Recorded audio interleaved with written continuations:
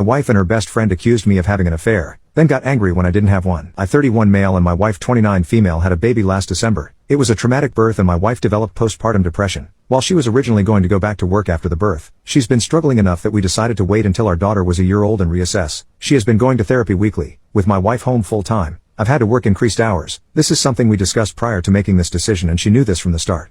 A few weeks ago, my boss approached me about a project that would require a lot of overtime in a short amount of time. It would both be great financially and for my career. I talked to my wife about it and she agreed that I should say yes to my boss. For the 4 weeks I'd be working on this, my mother-in-law and her best friend Jessie, 29 female, would come help out with some of the duties that I typically do.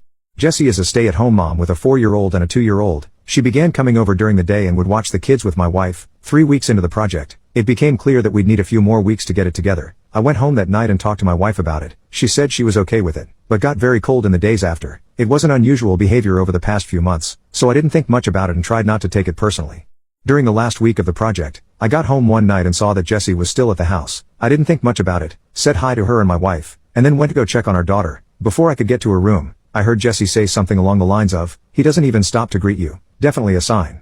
I turned around and asked what it was a sign of. Immediately, my wife started crying and Jessie started accusing me of having an affair. She told me that I must hate my wife because she has postpartum depression and I'm not attracted to her because she gained weight from the pregnancy. Neither of these things are true. I'm trying my best to help my wife through her postpartum depression while supporting our family, and I think she looks great how she is right now. She just hasn't wanted to have sex and I haven't pushed.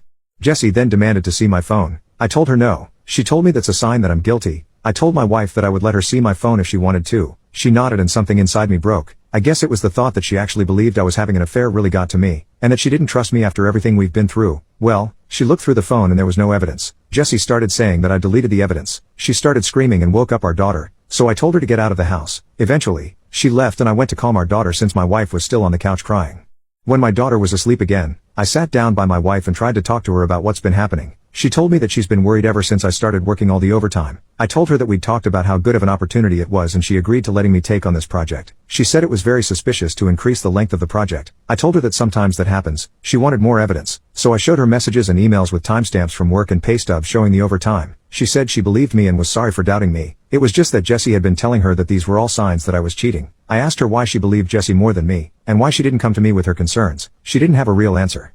It's been a couple weeks and the project is over. I actually scaled back and I'm trying to work a little less than I was before the project so I can spend more time with my wife and daughter. But I feel so burnt out trying to do everything and becoming resentful because in the back of my mind, I know that my wife doesn't trust me. I ask myself, what happens the next time I have a project, or I have to run errands one day, or if I have a business trip, am I going to come back every time to accusations that I'm cheating? I've tried bringing it up a couple times but my wife tells me it's not the time and that she's tired or sad. I try to be mindful of her feelings but I wonder if that means that I can never have any of my own. I'm not sure what to do here. Any advice for how I can move forward? Update. That night I approached my wife and told her that I was going to find a therapist. I didn't connect it to her accusations or anything. Just said that I was having a tough time and needed therapy. She shrugged and told me to do whatever. Next day, I got home from work and our room and my home office were ripped apart. Things everywhere. Important papers scattered. I don't see her but our daughter's in her room crying. My wife left her alone. Her cell phone's off. I call my in-laws and a few friends, but no one's seen her. I'm starting to get worried and I call my mom to see if she can babysit while I go out and look for her. Before my mom can get home, my wife gets back. Jessie's driving. Jessie doesn't come in. She hasn't been back in the house since I kicked her out because she was offended by my behavior. But my wife does. She's clearly upset. Been crying. I ask what happened. I thought at first the house might have been robbed. She starts screaming at me that I'm being unfaithful and that the therapy is a front so I can meet my mistress. I try to calm her down and tell her that's not true, but she came at me and she whacked me. My nose is broken. She kind of realized what she did and sat down on the couch and went comatose. Just stared at the wall. I went into my daughter's room and locked the door, called my mom to tell her what happened. She was already on her way, and my mother-in-law to ask her to come over and take care of my wife. I packed a bag for my daughter and when my mom got there, we left. My wife didn't even look up. We dropped my daughter off with my dad and then went to urgent care for my nose. I got blood all over my mom's new Subaru.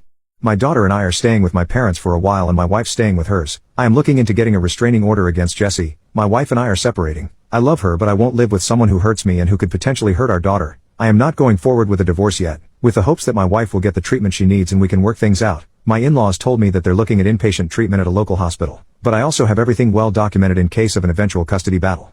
My heart's broken because I know this isn't my wife, this is a sickness in her mind, but I need to keep myself and our daughter safe and give her the space to recover. I'm hoping that this is the right decision. Thanks again everyone.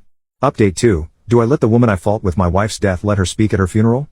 My wife passed on early Monday morning, convinced by her friend Jessie that I was having an affair that I did not have. she had a mental break, which resulted in my taking our infant daughter and staying with my parents for a while. She was with her parents, who planned on taking her to the hospital for inpatient treatment on Monday. On Sunday night she came to my parents' house and demanded I give her our daughter. Because she had left her alone for several hours the last time she was responsible for her and had gotten physical with me, I refused. I offered to let her come in and spend time with her while my parents and I were present. But she didn't want to come in and wanted to take our daughter with her. She was upset but left eventually. A few hours later, she drove her parents' car into a tree and passed away. The friend, Jessie, came to see my daughter and me yesterday. After some tears, she told me that she was planning to speak at my wife's funeral. She had already cleared it with my in-laws but was letting me know as a courtesy. I told her she would not be speaking at the funeral. We fought and she left after telling me that I was an asshole and not the only person who loved my wife. I talked to my in-laws who were adamant that Jessie be allowed to speak. She and my wife knew each other since they were kids and my in-laws are close to her. We're all very fragile right now and I fear that pushing this further would hurt my relationship with my in-laws, which I don't want. Still, the thought of seeing Jessie up there at my wife's funeral makes me feel sick. I don't think I can stand to listen to her, knowing that she took joy in my wife's deteriorating mental health and picked up my wife, leaving my daughter home alone. That being said, I don't trust myself to make the best decisions right now. My mind's clouded by grief, guilt, and fear. My parents are split on what to do and I don't have the energy to reach out to my friends, so I'm coming here again to ask for your advice. Thank you.